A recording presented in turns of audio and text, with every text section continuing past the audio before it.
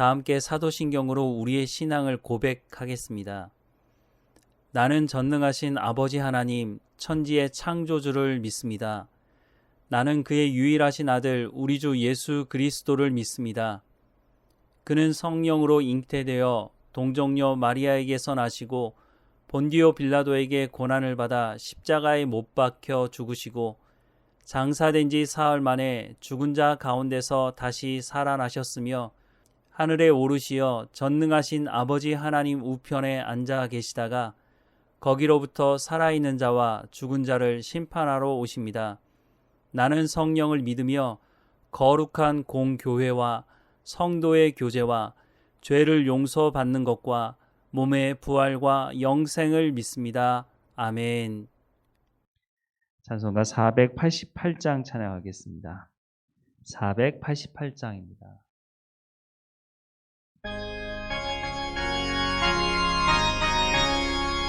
이 몸의 소망 무언가 우리 주 예수뿐일세.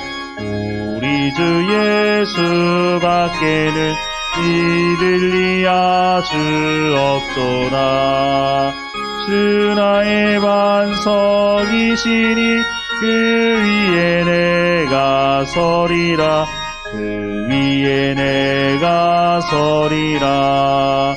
무섭게 바람 부는 밤 물결이 높이 설렐 때 우리 주 크신 은혜에 소망에 닿을 줄이라. 주 나의 반석이시니 그 위에 내가 서리라. 그 위에 내가 서리라. 세상에 믿던 모든 것 끊어질 그날 되어도 우주의 언약 미사와 내 소망 더욱 크리라. 주 나의 반석이시니 그 위에 내가 서리라. 그 위에 내가 서리라. 바라던 천국 올라가 하나님 앞에 배울 때 구주의 의를 힘입어 어여시 바로 서리라. 주 나의 반석이시니 그 위에 내가 서리라. 그 위에 내가 서리라. 오늘 하나님께서 우리에게 주시는 말씀은 마가복음 2장 13절에서 17절까지의 말씀입니다. 함께 읽겠습니다. 예수께서 다시 바닷가에 나가심에 큰 무리가 나왔거늘 예수께서 그들을 가르치시니라. 또 지나가시다가 알페오의 아들 레위가 세간에 앉아 있는 것을 보시고 그에게 이르시되 나를 따르라 하시니 일어나 따르니라. 그의 집에 앉아 잡수실 때에 많은 세리와 죄인들이 예수와 그의 제자들과 함께 앉았으니 이는 그러한 사람들이 많이 있어서 예수를 따름이러라. 바리새인의 서기관들이 예수께서 죄인 및 세리들과 함께 잡수시는 것을 보고 그의 제자들에게 이르되 어찌하여 세리 및 죄인들과 함께 먹는가? 예수께서 들으시고 그들에게 이르시되 건강한 자에게는 의사가 쓸데없고 병든 자에게라야 쓸데있느니라. 나는 의인을 부르러 온 것이 아니요 죄인을 부르러 왔노라 하시니라. 오늘 본문에서도 예수님께서 어떤 사역에 집중하고 계시는지에 대한 말씀으로 시작하고 있습니다. 13절 말씀에 예수께서 다시 바닷가에 나가심에 큰 무리가 나왔거늘 예수께서 그들을 가르치시니라 라고 말씀하고 있습니다. 물론 오늘 본문에 세리 마태를 제자로 부르신 내용이 있습니다. 세리 마태를 부르시는 것이 오늘 본문의 목적이었다면 굳이 13절 말씀을 쓸 필요가 없었을 것입니다. 예수님께서 바닷가에 나가셔서 지나가시다가 알페오의 아들 레위를 만나셨다고 말씀해도 될 것입니다. 그러나 예수님께서 하나님의 말씀을 가르치셨다고 하는 말씀을 먼저 쓰고 있는 것은 알페오의 아들 레위를 부르신 목적도 하나님의 말씀을 가르치시는 틀에서 볼 수 있다고 말씀하고 있는 것입니다. 그렇다면 오늘 교회의 사명도 이 틀에서 모든 것을 보고 결정해야 할 것입니다. 그러면 오늘 교회는 하나님의 말씀을 가르치는 데 집중하고 있습니까? 주변에서 저 교회는 하나님의 말씀을 가르치는 교회야, 저 교회 가면 성경에 대해 제대로 배우고 알 수 있을 거라고 하는 말을 들어보신 적이 있습니까? 없지는 않겠죠.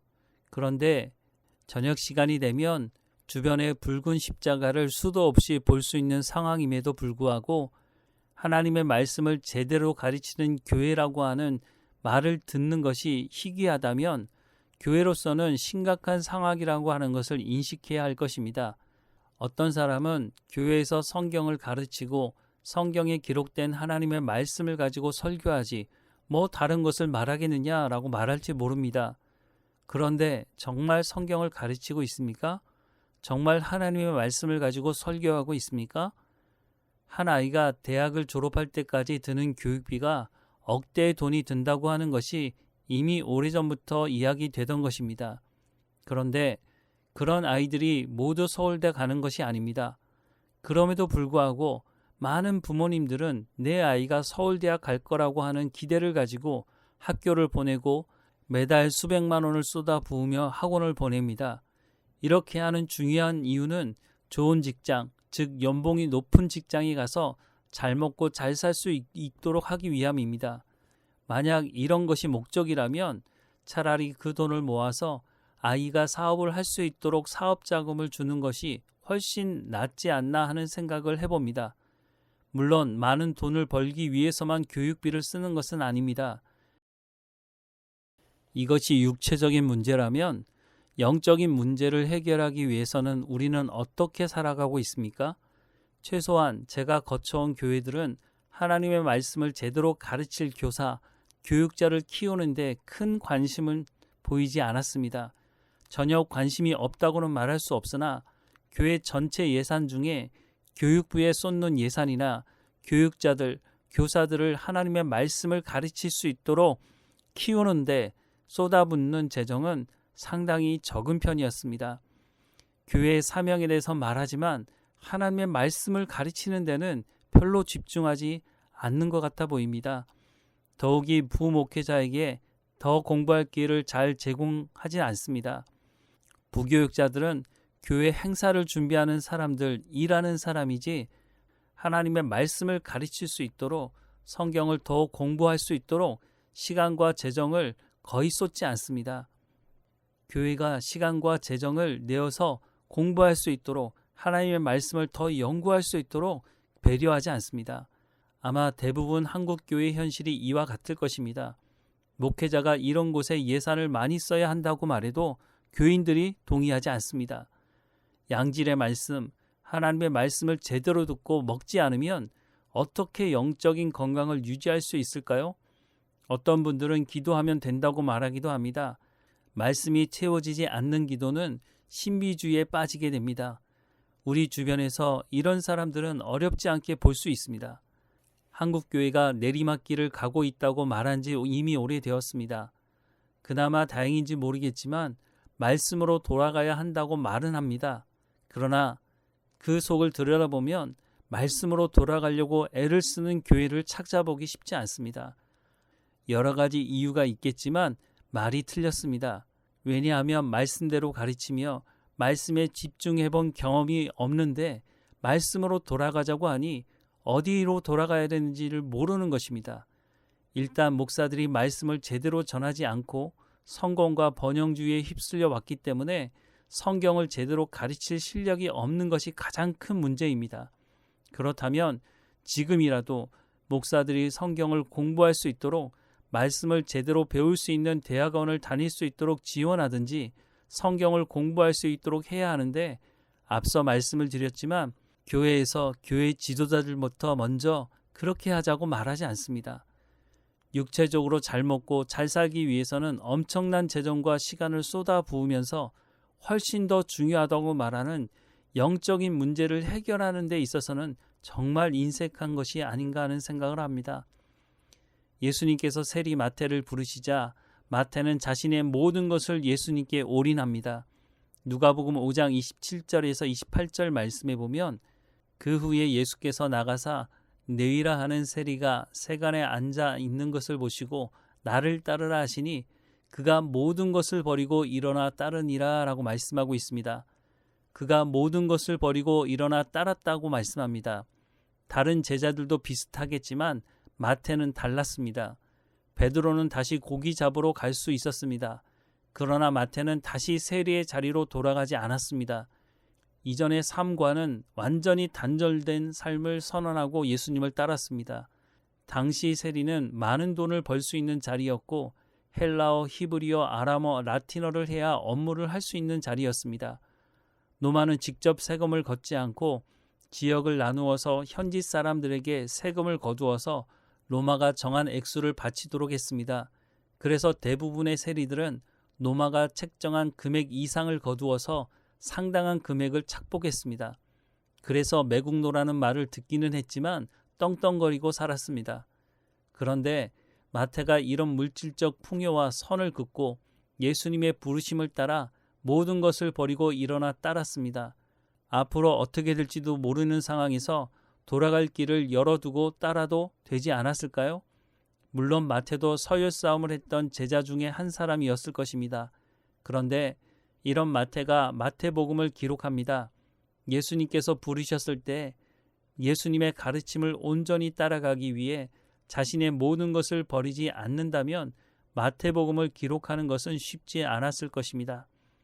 한국교회는 여기서부터 시작해야 합니다. 한국교회뿐만 아니라 우리 교회는 여기서부터 시작해야 합니다. 목회자는 하나님의 말씀을 제대로 가르칠 수 있도록 성경을 손에서 놓지 말아야 할 것이고 성도들은 마태와 같이 하나님의 말씀을 듣기를 사모하며 순종하는 일에 올인해야 할 것입니다. 여기에 시간과 재정을 쏟아야 할 것입니다. 얼마나 시간이 걸릴지 모르겠습니다. 우리 시대의 열매를 맛보지 못할 수도 있습니다. 그러나 이것을 지속하게 될 때 교회가 온전히 세워지고 하나님으로부터 칭찬 듣는 교회로 성장할 수 있게 될 것입니다. 이 과정 속에서 우리 각자의 삶은 그리스도의 장성한 분량에 이르는 삶이 될 것입니다. 왜냐하면 이것이 에베소서를 통해 하나님께서 우리에게 약속하신 말씀이기 때문입니다. 기도하겠습니다. 사랑하는 하나님, 오늘 우리 가운데 말씀하시는 하나님의 말씀을 마음에 새기며 살아갈 수 있도록 은혜를 허락해 주옵소서. 무엇을 입을까, 무엇을 먹을까를 고민하며 살아가는 사람들이 아니라 하나님 말씀 듣기를 사모하며 그 말씀을 삶을 통해 성령의 열매로 맺어가는 삶을 통해 참 기쁨과 평안을 누리며 하나님과 동행하는 삶을 살아갈 수 있도록 은혜를 허락해 주옵소서. 이 한국 땅에 교회를 세우신 하나님, 교회들마다 하나님의 말씀으로 돌아가는 일이 일어나게 하시고 목회자들마다 하나님의 말씀을 붙들고 실험하며 하나님의 말씀을 온전히 전하는 목회자들이 될 수 있도록 하나님 은혜를 허락해 주옵소서. 우리 교회가 하나님 말씀 위에 세워지게 하시고 하나님의 말씀을 전하는 목회자로 살아가게 하시고 하나님 말씀 듣기를 사모하는 성도들이 되게 하셔서 하나님께 칭찬 듣고 하나님의 마음을 기쁘시게 하는 교회로 성장해 갈 수 있도록 하나님이 인도해 주옵소서. 또한 하나님 말씀 듣기를 사모하는 사람들이 모이는 공동체가 될 수 있도록 하나님의 사람들을 보내주시고 하나님을 알므로 부응하는 교회가 될 수 있도록 하나님이 인도해 주옵소서. 우리의 삶을 주관하시고 인도하시는 하나님께 감사하고 예수님의 이름으로 기도드립니다. 아멘. 하늘에 계신 우리 아버지, 아버지의 이름을 거룩하게 하시며 아버지의 나라가 오게 하시며 아버지의 뜻이 하늘에서와 같이 땅에서도 이루어지게 하소서. 오늘 우리에게 일용할 양식을 주시고 우리가 우리에게 잘못한 사람을 용서하여 준 것 같이 우리 죄를 용서하여 주시고 우리를 시험에 빠지지 않게 하시고 악에서 구하소서. 나라와 권능과 영광이 영원히 아버지의 것입니다. 아멘.